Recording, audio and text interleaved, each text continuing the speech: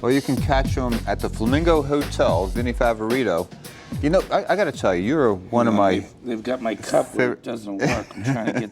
See, I'd have to drink like this so I can get the advertisement out about Ed Bernstein. And it's got a rhyme. See, it's got a rhyme. It's got a rhyme. You can't rhyme Bernstein. Ed, I'm so excited to be here. Well, no, really, you are one of my favorite comedians. And because your show is so cool because every night it's different. Right. And it's so you're so unpredictable. And the crowd is. I don't know. Okay. I don't know. You've been there. I don't know what's going to happen. I mean, like most of my show has evolved from ad libs that now I can bring back another time because it's that funny. But there is plenty of stuff that happens in the middle that I'll never be able to use again unless that same person comes back. But even I don't know where it's going to go sometimes, and that's the exciting part about it. It's really, and the people. I mean, I have hours of material, right? Right. And you'll never hear it because people say, well, you do all this crowd stuff and you like the new Rickles. I'm always compared to Rickles, and that's an honor. But the crowd is way funnier than I'll ever be. And the things they say to me because they feel like they trust me or they're so nervous, and you wouldn't, I mean, and they're stupid. Some of them are so stupid. Well, let's explain exactly what it is that we're talking about for people who haven't seen your show. Right. You kind of, these are my words, you can put in your own 2 cents. You kind of go around the room, person by person practically, talking to people. Right. And just becoming a crack up, and there's an exchange between you and the customer, and with no notes, and your memory is just superb. See, that's the key. That's what everybody will refer to, because even when they're leaving, I could talk to 40 people, and I'm calling them by their names on the way out, and they go, are you kidding me? And I'm like, well, no, it's just a few minutes ago it happened. But on stage, I do have that. But what I'm doing is I'm building this rapport. And then you think once I've messed with you, it's over with. But then, boom, I start coming back. And I pull this one back and this one back. And they think it's over, and it's not over. And it's like, it just continues. And the beauty part of it is, and honestly, when my show starts, you think, wow, this guy might be a little racist or this and that. Then you find out, wait a minute. I'm actually wiping out racism because I'm covering every walk of life there is, including myself, and nobody feels that they're laughing at that person. They're just all laughing together. And you know what? I'm blessed that I have a show like that, and I have the best crowds and the most repeating fans that come back, and they'll say, this is my 7th time, and you've yet to mess with me. And I'm like, well, I guess to keep you coming, I better leave you alone. And no, I want to. But it's really a lot of fun. What is the, you know, how sometimes you watch these shows on television where they'll teach you how to recall names and faces, and we look at somebody's face, and then, and you look at somebody's face and it reminds you of a particular animal or whatever, and that's how you remember the name. Right. Do you use those techniques? No, I have no technique. I just, if I'm like in a group situation, there's 5 of us, and you say, you know, this is my friend Phil.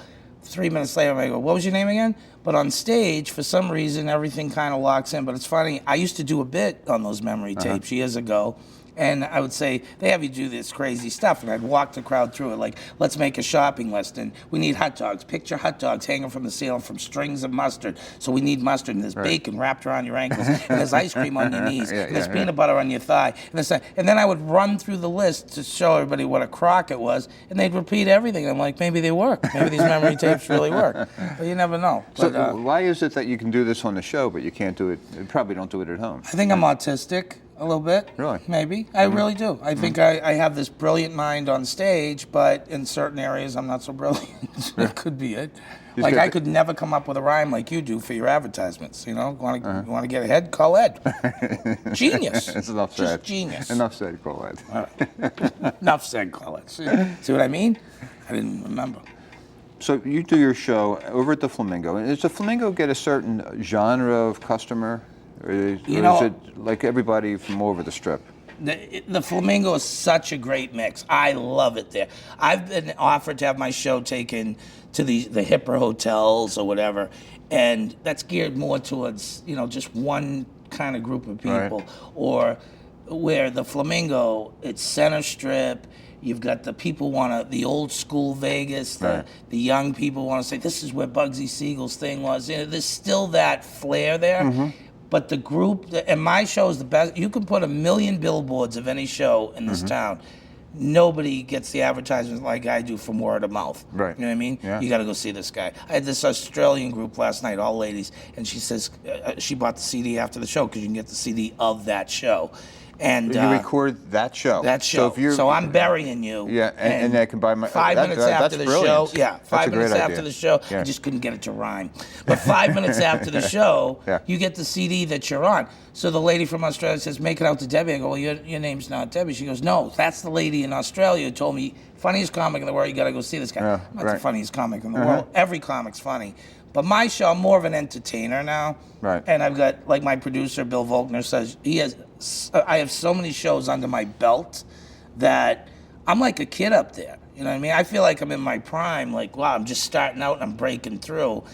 But I'm doing this a long time, you know? And I got the most loyal fans. And I'm not everybody's cup of tea. There's that one idiot. Right. I'm just kidding. But even if you come in with a little doubt, like you want to not like me, then all of a sudden you get caught up in it, you Yeah, know, because yeah. the people around you, they're just laughing. Yeah, I just can't repeat enough times what a great show it is. I appreciate that. It's really a phenomenal show. In fact, I'm going to come back again this weekend. And I wish yeah. just one Sunday I Yeah. could watch this and go, it's just a phenomenal show. I can only watch it. Really. Well, you talked about Bugsy Siegel being at Flamingo. Is there still that kind of feel about the Flamingo? Do people really expect to experience some of that when they go? Yeah, I think they come in because I love the Flamingo because they got the old pictures up, like a lot of Right. places do.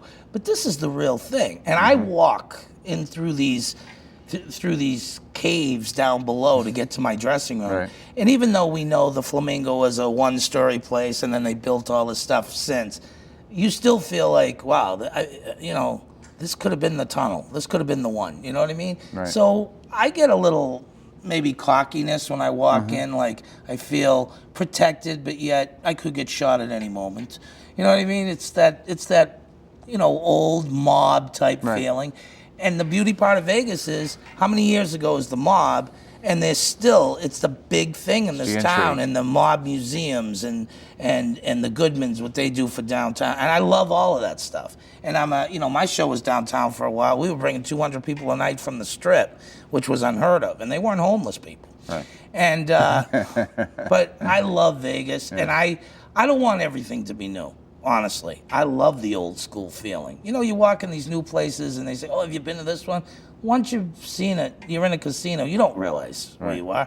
But these old school ones, you still see that rug that could have been there from the Tropicana. They've got the original waitresses. You ever order a Coke there?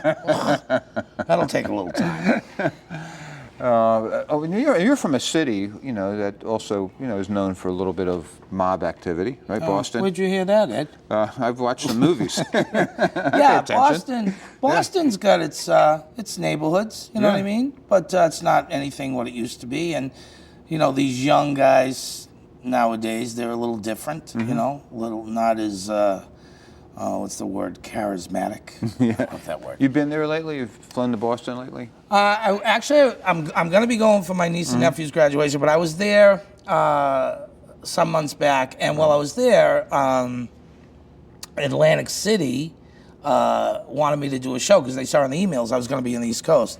And I don't like to do airline humor and everything, but I literally was flying from Boston on Spirit Airlines. Right. You might have heard of them. Yeah, Talk yeah, about yeah. old school. Yeah. I think they got their original planes too. cheapo Yeah. airlines, right? And I'm on the plane. All right, I'm going to go to Atlantic City, do this show. And I hadn't done a show in Atlantic City in like 14 years. I mean, it was like that long. And I was going to the marina, and John Marandino, who Rick Mazer has replaced at the Flamingo, loves me, big fan. He's the one who put me in the Flamingo, and Rick, thank God, loves me more and keeping me there. So anyhow, I get on the plane. Now listen, all this crap going on in the country and this and that, and you think after what's happened to this country with the terrorism, but it's still out there. Right. And some people don't make your life that easy. So I get on the plane, Spirit Airlines, and I'm sitting there, and I'm in 1A, seat 1A, right in the front, and this lady gets on board with the whole full garb. I mean, she's wearing the sheets and the head thing and all this. And where does she sit 1B? And I just looked at her and went, really? Really? Right. You're going to wear that through the whole flight? You can't change? Right. So this is social networking, the point of my story. So I just get on Facebook. And I just said, listen, I'm on such and such flight, Spirit Airlines, going to Atlantic City. I'm in seat 1A. And this Al-Qaeda woman type lady just sat in 1B. If anything happens to the flight, I hope this helps with the investigation. Not 5 seconds goes by. Someone, I think they live on this Facebook. Yeah.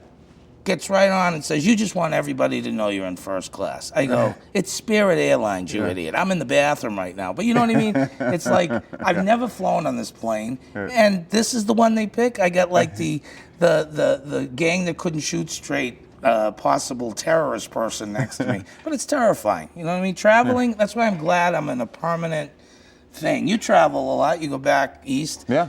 And you ever get that scary situation on the plane? Look, I'm oftentimes on Southwest. Yeah. And it's so crowded. Yeah. You know, I mean, there's hardly an empty seat. In fact, this morning I went out and I bought some Southwest stock just because, thinking to myself, damn, this airline is always packed. Yeah. It's got to be making money. It's cheap, but it lands everywhere. But it's not cheap when you make last-minute reservations. Yeah. And I don't like their customer service. Not very nice. No? So when you're doing your show and you really ran with that story. That was, you got a new I don't story? like that customer service, and boy, you just ran with that. No, I have nothing. But just in case I did. No, I was going to ask you kidding. about that because a lot of the flight attendants and the pilots, you know, stay at some of the Vegas hotels. They ever come into the show? Oh yeah, the stopovers and stuff. Yeah, right. But they're not coming because they know who I am or whatever.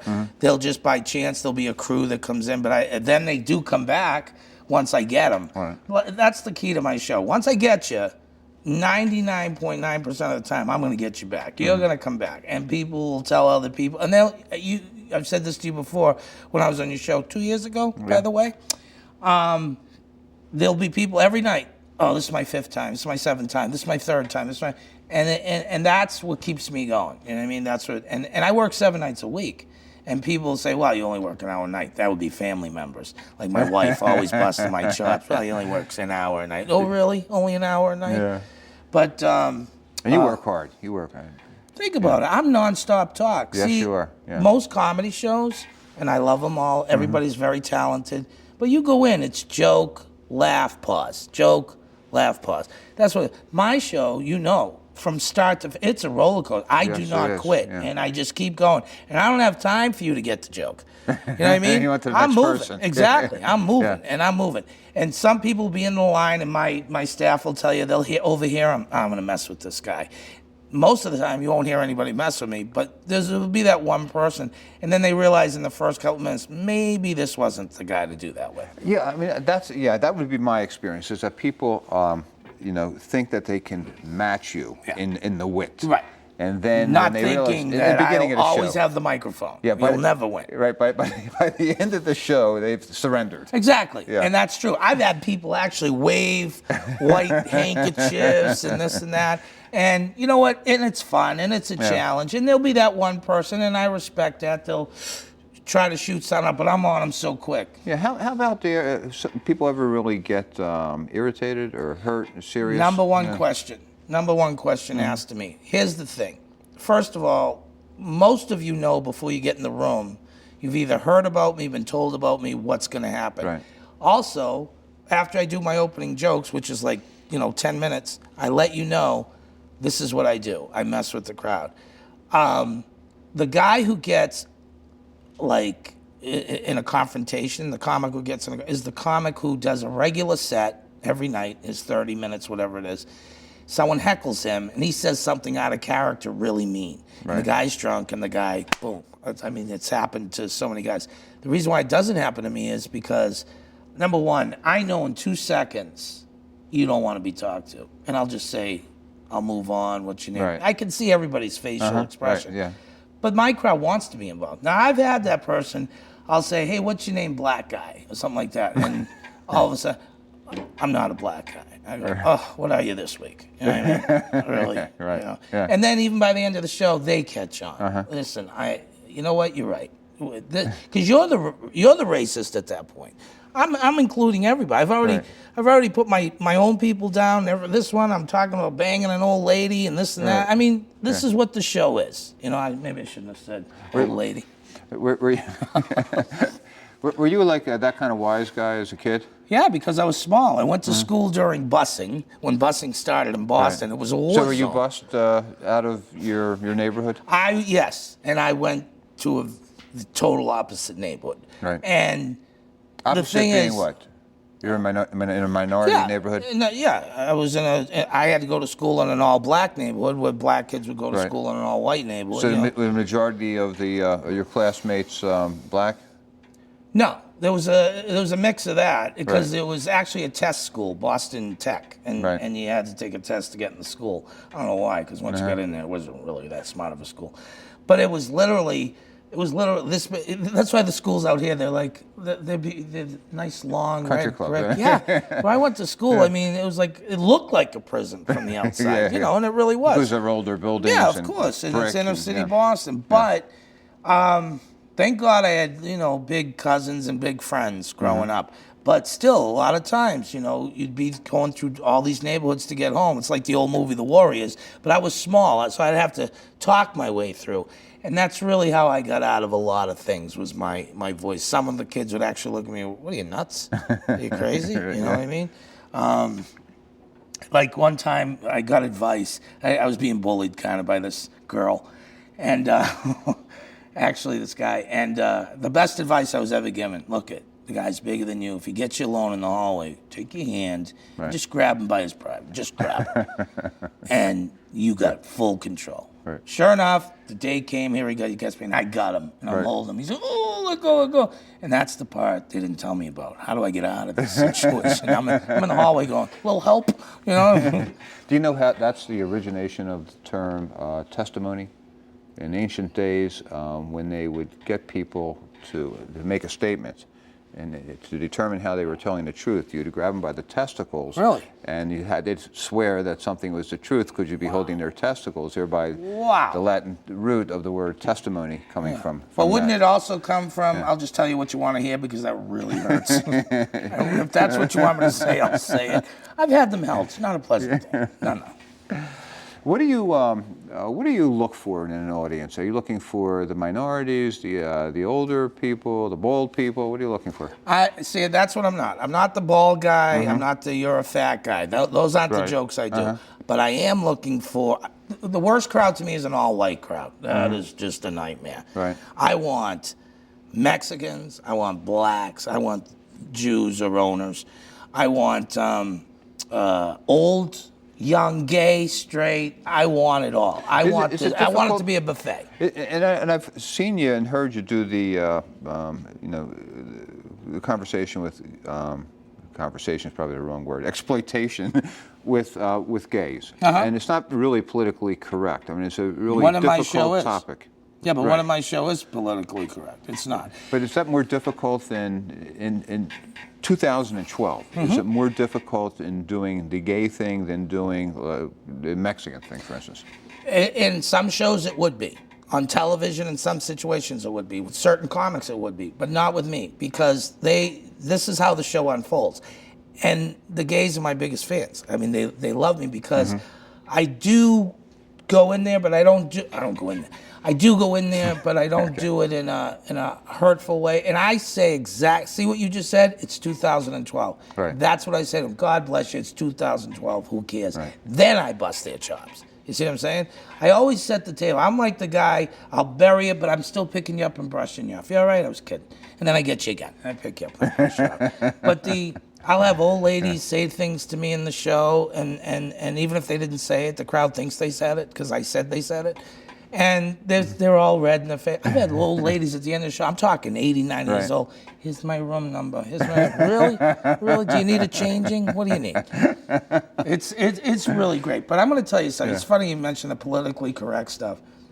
There's a way to deliver something. And one of the best jokes ever, not my joke, just a great line. Like a tough subject to talk about. Right. And, would be abortion, correct? Best like genius. Guy says, me and my girlfriend had a big argument over abortion. Turned out she was right. It is Tion. Brilliant. The spelling of abortion. That was the argument. You know what I mean? Yeah. Your black cameraman just went, Tion? What's up, Phil? Who do you like as comedians? Who do I like? Yeah, who do you like? Who do you? You know what? Another question I'm asked. I'm not I'm not a big fan of any particular comedian. There was a lot of guys back in Boston that were geniuses I looked up to. They were mentors. But funny, and as opposite as it seems to me, I was my biggest fan in of a comedian was Jerry Lewis, his black and white stuff. Right. And then when I came out to LA, and I auditioned for the telethon at the Improv, and Bud Friedman, and Jerry Lewis right away went, oh, I love that guy. Invited me to his office at CBS. I mean, this was a dream come true, but it was almost like meeting Shirley Temple going, what happened? You know what I mean? You're fat, you're not, just that. That's not enough. Yeah. But it was a dream come true for me. Where people would think, it's Rickles or this. I love Rickles, and I get a lot of respect for Rickles, and I'm the one. They say Milton Berle, God rest his soul, gave me the nickname Rickles with Venom.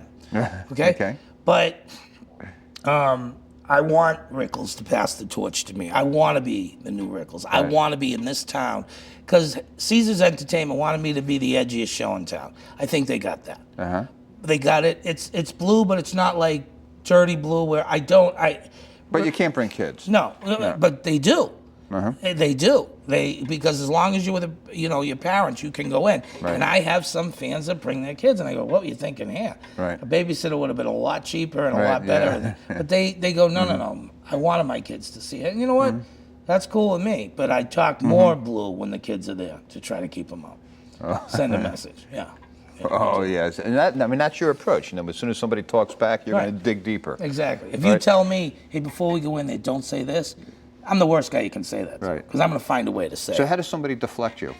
You know what? I'll tell you, the easiest things to trip me up. I go, "Hey, how you doing?" He goes, "Good. How are you, Vinny?" I go, what do you mean by that? A lot of this is rhetorical. Right. Phil, rhetorical would be...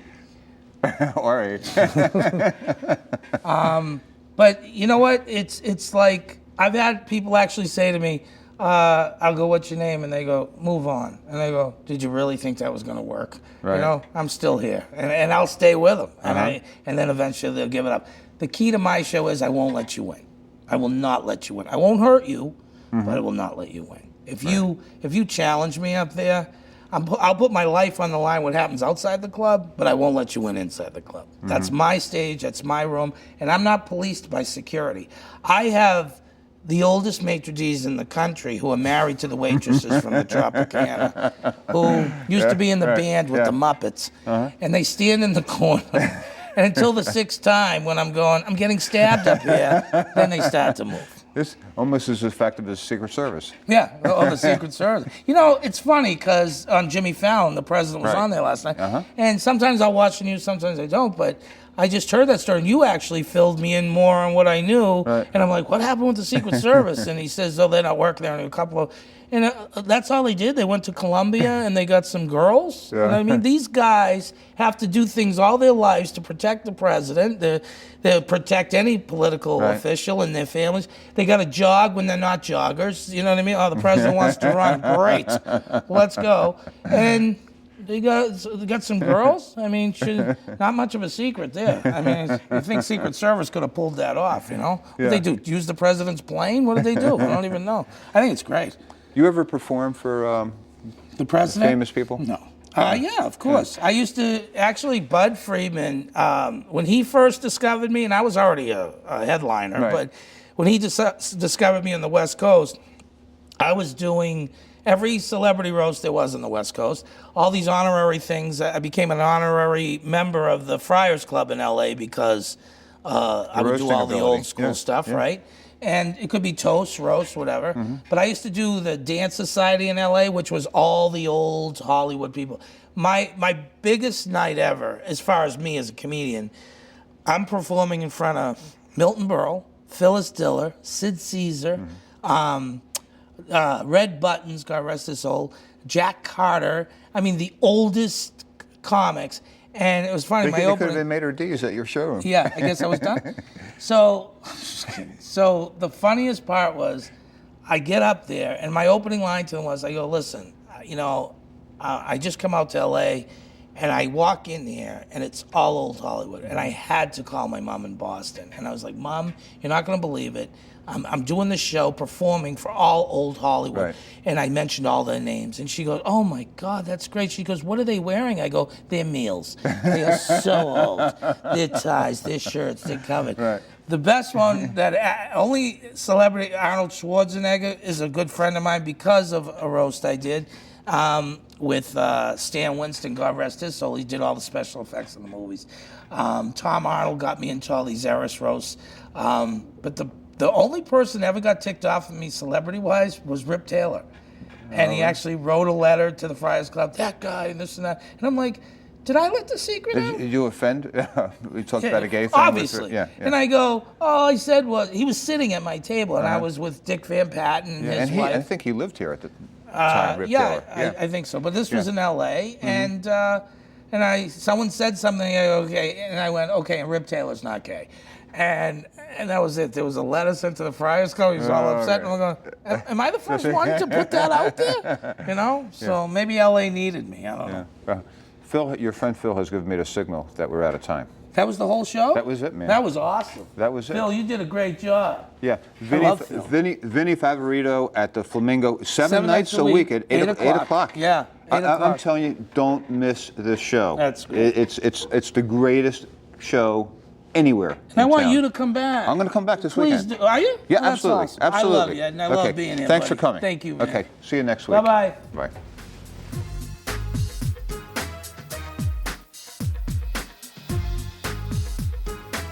Be sure to visit us online for more information about today's guests, to see past shows, or even contact us about being on the show. Simply go to theedbernsteinshow.com. That's theedbernsteinshow.com.